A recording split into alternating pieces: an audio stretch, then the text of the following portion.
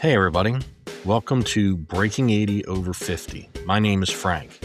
A few years ago, with the kids grown and on their own, I decided I needed a hobby, something that was my own to enjoy on weekends. Enter golf. I had no idea at the time it would be the beginning of a journey.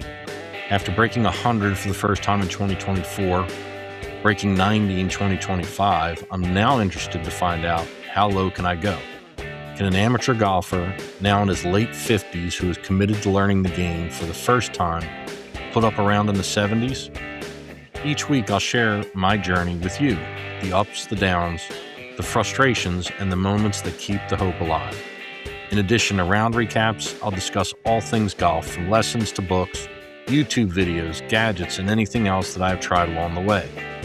One thing I can say for certain is that golf is hard, but if you're like me, it's the challenge that keeps you coming back. So if you're new here, welcome. A returning listener, welcome back. Let's get to this week's show.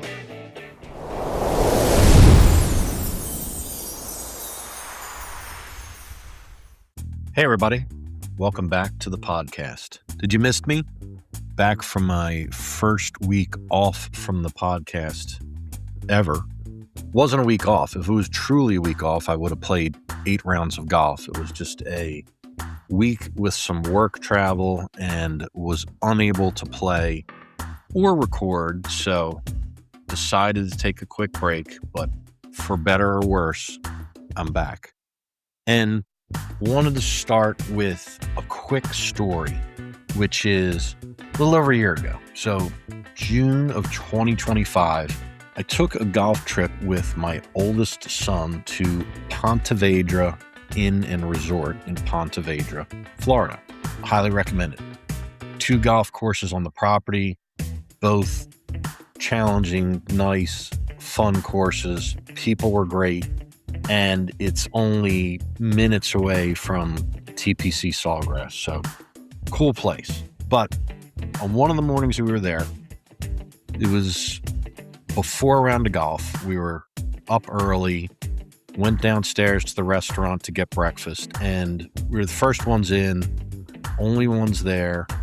It was, now we were dressed to play golf, shorts and collared shirts, but fancy restaurant as far as breakfast goes, and everyone working in the restaurant was dressed well. The servers, the cooks, it certainly gave it a high-end feeling. So we sit down to have breakfast. Again, no one's there. We have, I wouldn't call him a waiter because he wasn't really waiting on the table, but a gentleman who stood by our table in case we needed anything. Glass of water, cup of coffee, orange juice, whatever we needed, he was close by and could go get it for us. But almost like the standing at attention, like a guard that you would see in Great Britain. Very formal. And so my son and I are sitting at the table, we're having a conversation, and we were talking about the F1 movie that was coming out. My son, big F1 fan, and it was right around the time that the F1 movie starring Brad Pitt was coming out. We're having a conversation about that. And I ended up saying, I hope it's good. It looks, from the previews and the things I said, looks like it'll be good, but it's unlikely to be better than the best racing movie of all time, which, of course, was Talladega Nights. And when I said that, the guy working at the restaurant that was, again, standing formally attention, just burst out laughing. And I looked over my shoulder and I was like, hey, what's going on back there? You don't agree? He's like, no, sir. No, I agree completely. You are 100% right. Talladega Nights is the best racing movie of all time. So if you don't know what that is, Talladega Nights is Will Ferrell as a NASCAR driver, and what a great movie. What an enjoyable movie. And I do. It's one of those things where if I'm flipping through the channels and Talladega Nights is on, I can't help but stop and watch. And there's still, if you're not first, you're last. Like, there's quotes from that movie that I use all the time. We have 2 cats that I suggested naming Walker and Texas Ranger, because that's what Ricky Bobby, the Will Ferrell character, named his sons in the show. That's not what we named our cats. But anyway, love that movie. Big Will Ferrell fan. That brings me to Will Ferrell's newest project, which is a TV show on Netflix called The Hawk. And it's a golf show. I saw previews of it. It's got to be, I don't know, 3 months ago, and was really excited. Initially, I thought it was a movie. Did not know that it was going to be a TV show, but was really excited for this to come out. Big Will Ferrell fan. Thought that there was so much opportunity to make a funny movie show around golf. And if anybody could do it, it's Will Ferrell. He's done. So Talladega Nights was the NASCAR movie. Blades of Glory was the figure skating movie. Semi-Pro was a basketball movie. He's done. He's done sports, and he's done sports well and funny in his career.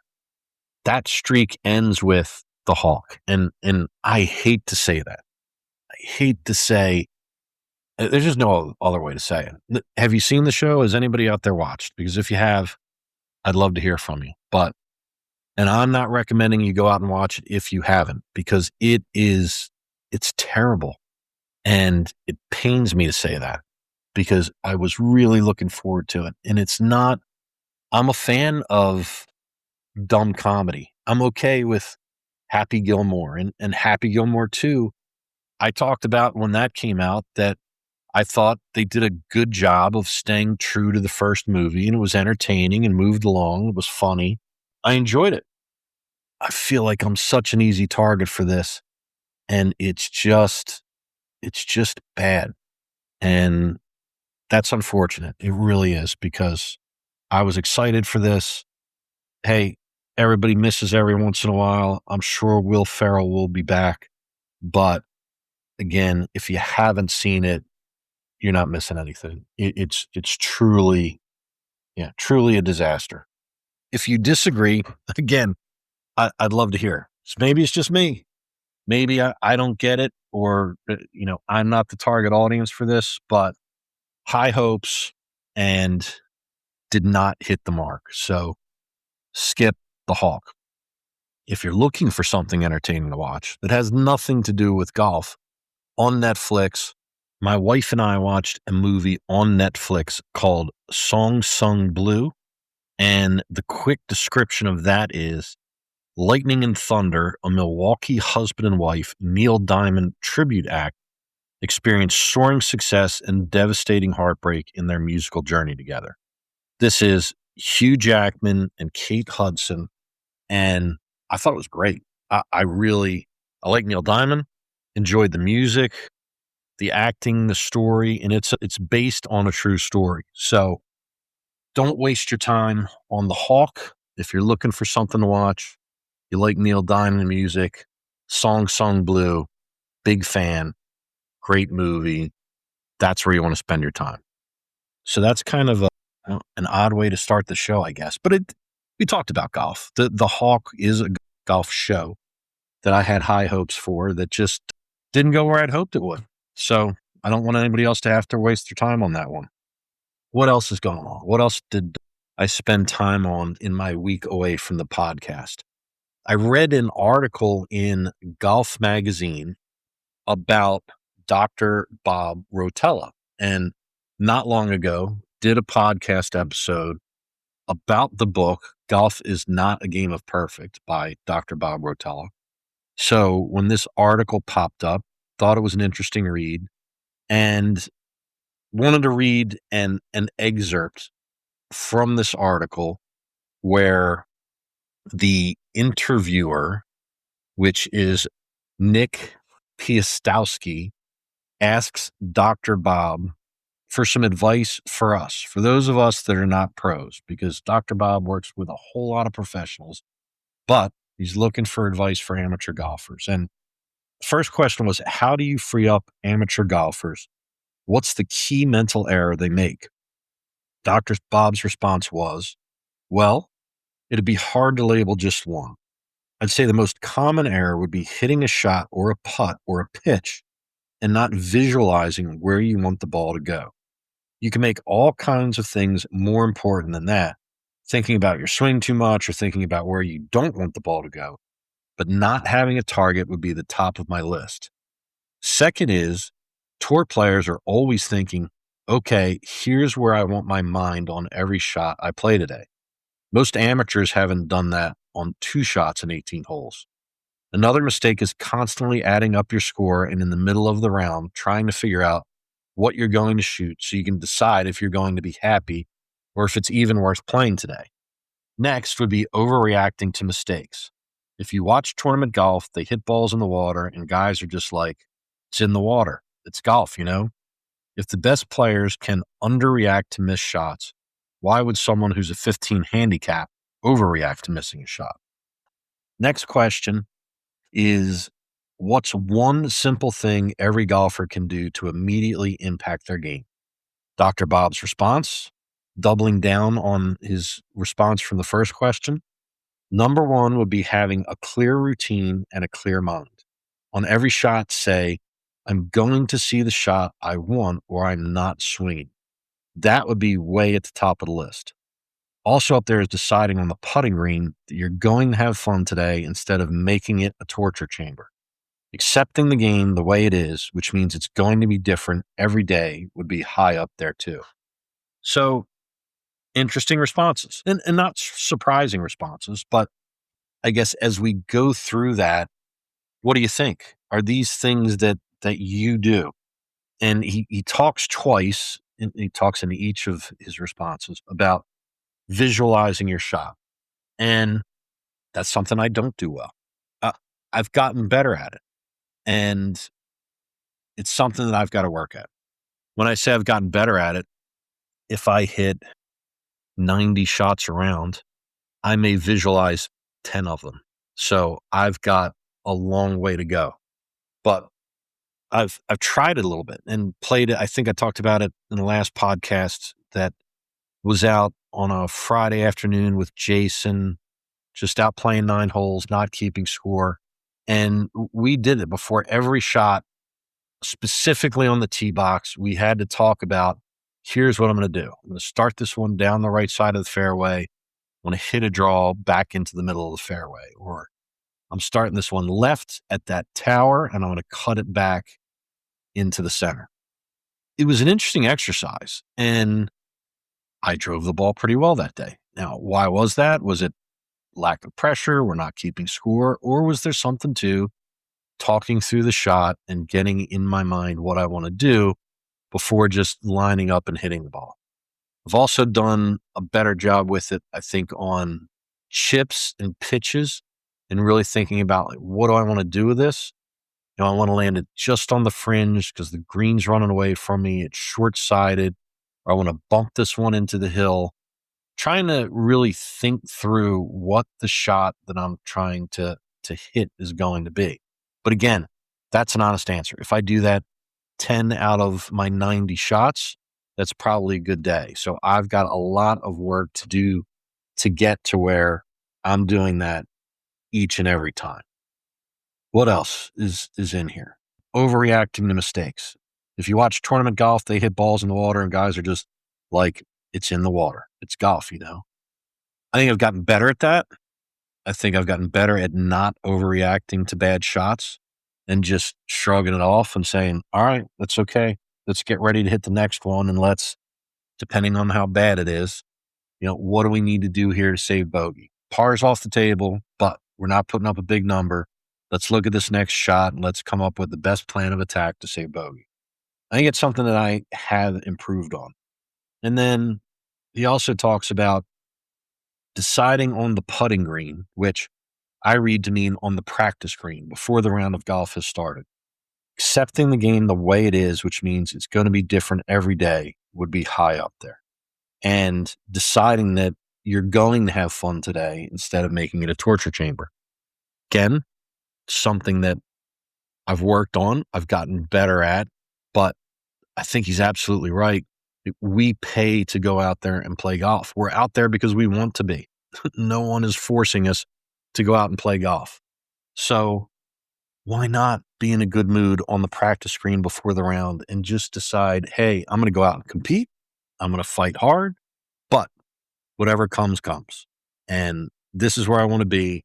I'm going to enjoy my day no matter what happens. So I think some good insight from Dr. Bob and things that probably we could all work on. And I think visualizing shots for me is a big one and something that I am going to continue to work to get better at. So after a rare layoff from the golf course, I was back this weekend, played 2 rounds, one Saturday and one Sunday. On Saturday, played with Al, Jake, and Allison. And then on Sunday, was back out with Jake and Allison and Larry. 2 more hot days on a golf course in Florida in the middle of July. But it was good to be back out. And I played pretty good golf. So 84 on Saturday, 89 on Sunday. The 84 is 1 stroke off my personal best from the white tees, which was an 83. So that's a good round of golf for me. And this week, I'm introducing a new segment that I'm going to call Birdies, Bogeys, and Blow-Ups. Think of it like the good, the bad, and the ugly. But I didn't want to call it the good, the bad, and the ugly, so I called it Birdies, Bogeys, and Blow-Ups. What things went well, what things need a little bit of work, and what things were blow-ups, complete disasters on the golf course. So let's start with birdies. What went well? I hung in there this weekend, and I hit irons better than I've hit them in a while, but everything was not perfect. And even when I was not in position A, I was continuing to fight and trying to find ways to keep the big numbers off of the card. So let me give you an example. The 4th hole on Saturday is a short par 4, but it's over water. It's probably 240, 250 to carry the water. So lay up out into the fairway, and it almost always a 6-iron for me, which is a club that I have quite a bit of trust in. On Saturday, I hit my 6-iron well, but directionally challenged. I don't know that I've ever hit one as far right as I hit it on Saturday. I hit it so far right, and I should probably put this in, I don't know if it's bogeys or blow-ups, but I feel like I yelled 4 more times this weekend than I have in quite a while, which again goes to show you that I hit some errant shots that I fought hard to recover from. So my tee shot on the 4th hole landed on the tee box for the 3rd hole, way right of where it should be. And it put me in a position where I was, I'd say, about 165, 170 yards out from the green. But because of where I was, I had trees that I had to get over. There's a really tight window. You have to be perfect with this shot. There's water left. There's out of bounds right. And I considered it for a moment and then said, no, you know what? I'm going to take a wedge, make sure I get up over these trees, lay up back out into the middle of the fairway, which I did, left myself about 85 yards in, hit a sand wedge to about 5 feet and made par. That's a great par. It's something that in the past, I would have either let the tee shot frustrate me to a point where I couldn't really think through that next shot, or I would have just said, what the heck, let's go for it, and very likely put a big number on the card. So that's a birdie. 10th hole on Saturday, hit a bad drive down the left-hand side, end up behind a big tree, and not only was I behind a big tree, but the branches of the tree are hanging low to the ground, making it nearly impossible to even keep something low, like hit a runner up towards the green. So I stood there and surveyed this one for a while. And then finally I decided that while I was on the 10th hole, my best course of action here was going to be play out sideways into the 11th fairway, which if I put the ball where I wanted it to be, would leave me in the wrong fairway, but would also leave me a clear shot into the 10th green. So hit a great one right out into the middle of the 11th fairway, right where I wanted to be, wedge onto the green, and 2-putt for bogey. Again, I know I'm calling this a birdie. That's a good bogey based on where I was really happy with the result. On Sunday, I would say that by the last few holes on Sunday, I think the heat was getting to me. I'd driven the ball pretty well most of the weekend, but my drives on 17 and 18 were not great. So get to the 18th hole on Sunday, hit driver right and short. Honestly, just didn't hit it really well. The good news about not hitting it well was I was short enough that I was far enough back behind this big tree that I felt like I could get over it. So this goes back to that Dr. Bob visualization. Could have played out into the middle of the fairway and gone from there. But again, looked at the shot, said, hey, I'm far enough back. That tree's not there. I'm going to hit a 7-iron. I'm going to start it out over the left-hand side of the tree. And I believe that I can hit, even though the pin is front right on the green, I think I can get this ball into the left-hand side of the green.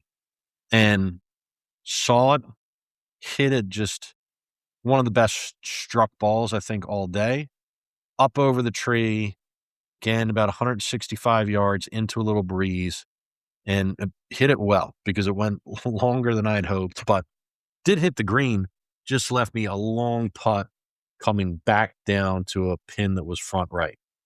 Hit a great lag putt to about 3 feet, and then promptly missed the 3-footer to make a bogey on 18 on Sunday.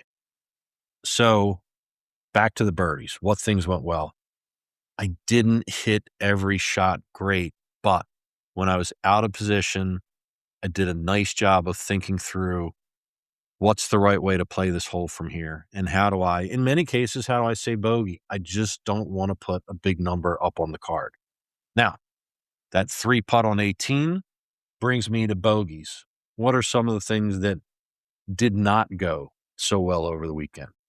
On Sunday, on the back 9, my putting was not good. I had 19 putts, including 2 3-putts. I missed 5 putts inside of 4 feet on Sunday. So again, shot an 89. These are putts that over the past couple of weeks have been just automatic. I played from a ball striking standpoint.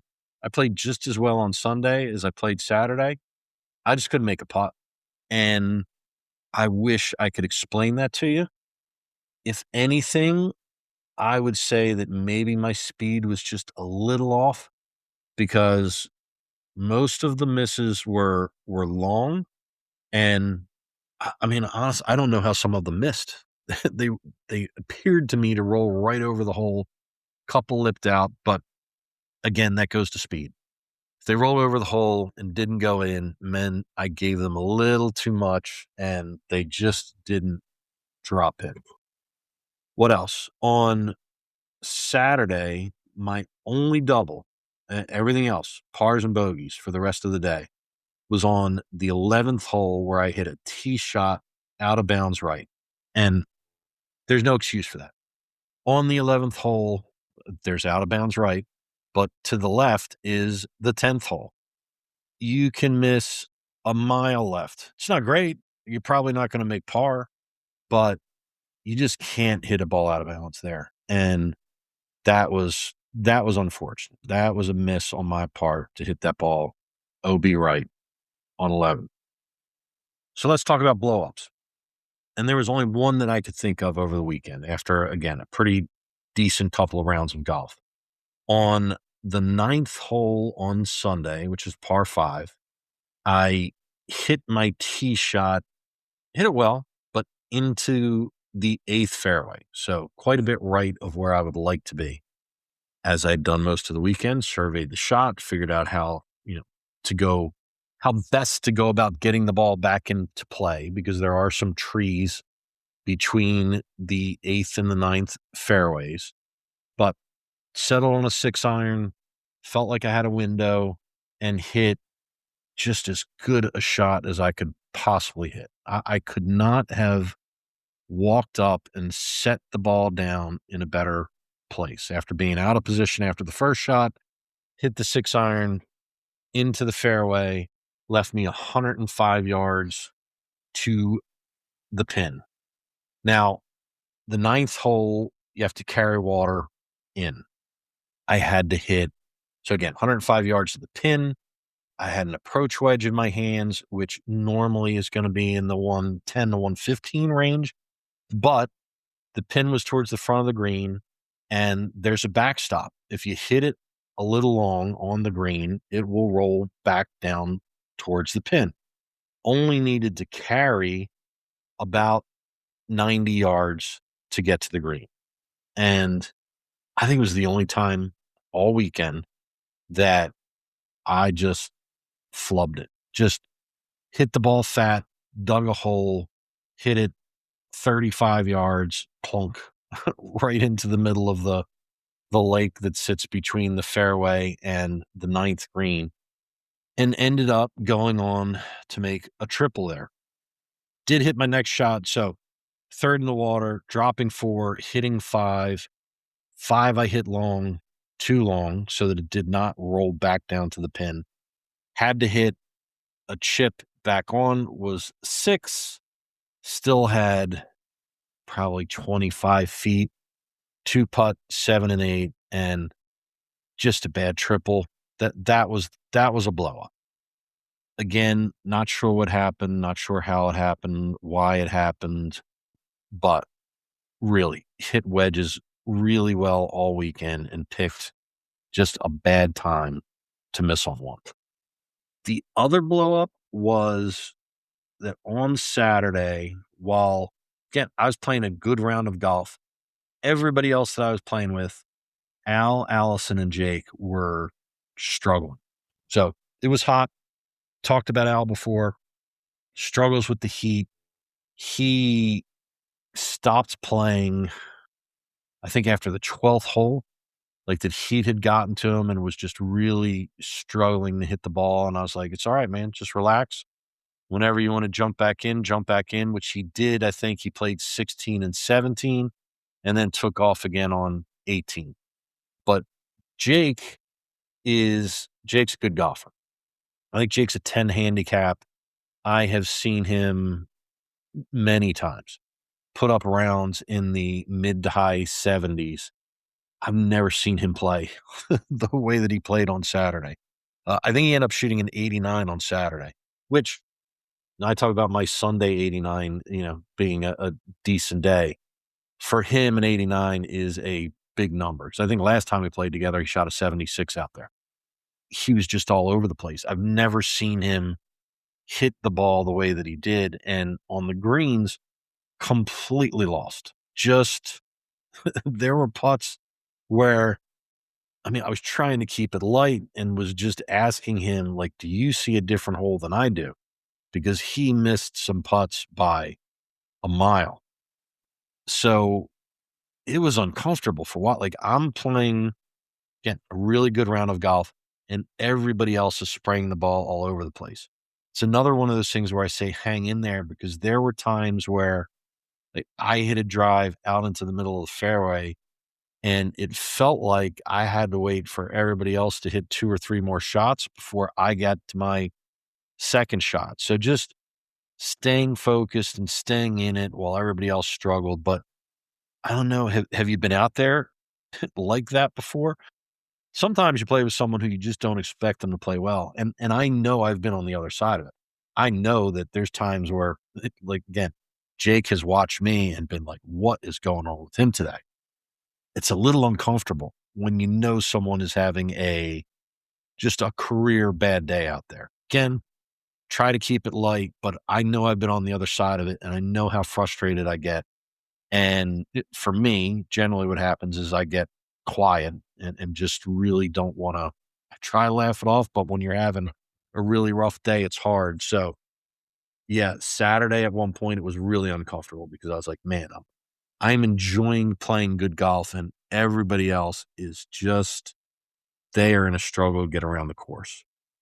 So that's it. That's the birdies, bogeys, and blow up segment, which brings us to a handicap update. And after my round of 84 and my round of 89, my handicap currently sits at 15.9. That is a few ticks above my all-time low, which is 15.5. But it's been quite a while.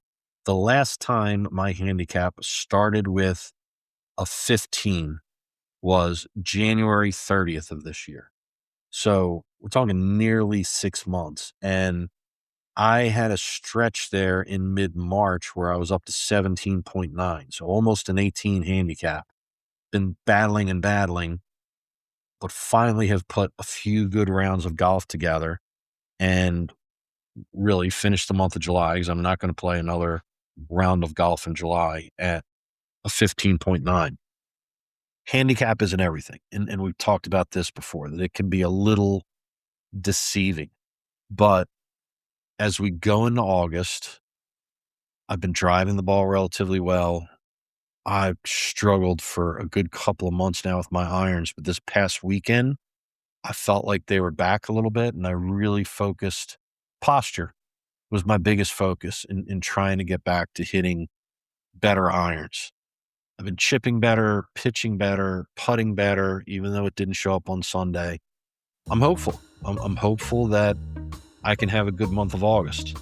Now, do I think I'm close to breaking 80? Not really.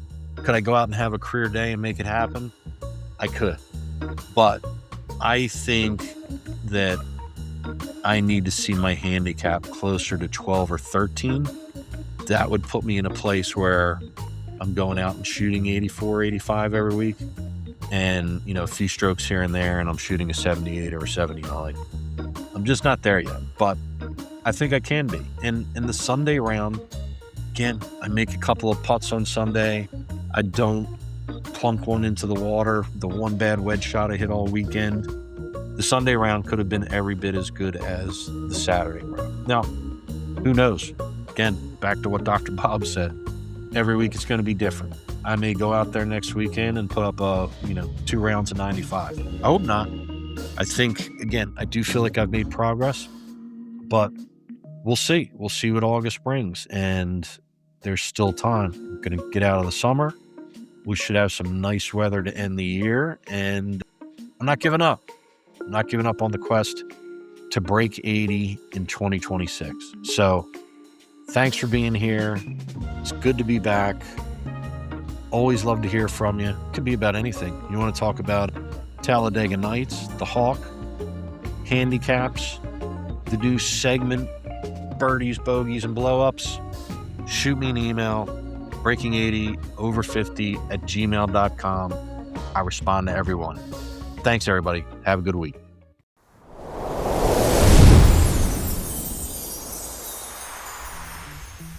If you made it this far, thank you. I can't tell you how much it means to me that you hung in there for the whole show. If you enjoyed it, please rate, review, and subscribe. And maybe even share it with a friend who is out there on their own golf journey. If you listen on Spotify, leave a comment or a question, or send me an email at breaking80over50@gmail.com. I promise I'll read every one. All music was provided by Epidemic Sound. I'll leave links to any of the content that I mentioned in the show notes. Keep swinging, keep smiling, and remember, it's a game. Get out there and have fun. Thanks, everybody.